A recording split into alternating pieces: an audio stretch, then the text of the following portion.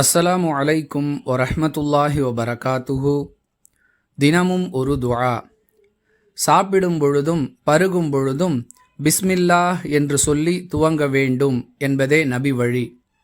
இது நாம் அனைவரும் அறிந்த செய்தி என்றாலும் சாப்பிட துவங்கும் பொழுது ஓத வேண்டிய துஆ என்ற பெயரில் பல வாசகங்களை எழுதி வைத்திருக்கிறார்கள்.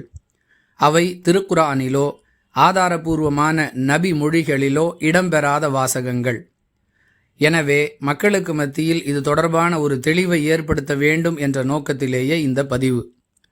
புகாரி எனும் நூலில் இடம்பெறக்கூடிய 5376வது ஹதீஸிலிருந்து இதற்கான ஆதாரத்தை பெற்றுக்கொள்ளலாம். உமர் இப்னு அபி சலமா ரதியல்லாஹு அன்ஹு அவர்களுடைய அறிவிப்பாக இந்த ஹதீஸ் அமைந்திருக்கிறது. நான் ரசூலுல்லாஹி ஸல்லல்லாஹு அலைஹி வஸல்லம் அவர்களுடைய மடியில் வளர்ந்த சிறுவனாக இருந்தேன்.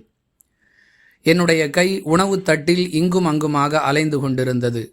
இதை பார்த்த ரசூலுல்லாஹி ஸல்லல்லாஹு அலைஹி வஸல்லம் அவர்கள், சிறுவனே, அல்லாஹுவின் பெயரை சொல்லி சாப்பிட துவங்கு, வலது கரத்தால் சாப்பிடு, உனக்கு அருகில் இருக்கக்கூடிய உணவை எடுத்து சாப்பிடு என்று எனக்கு அறிவுரை கூறினார்கள்.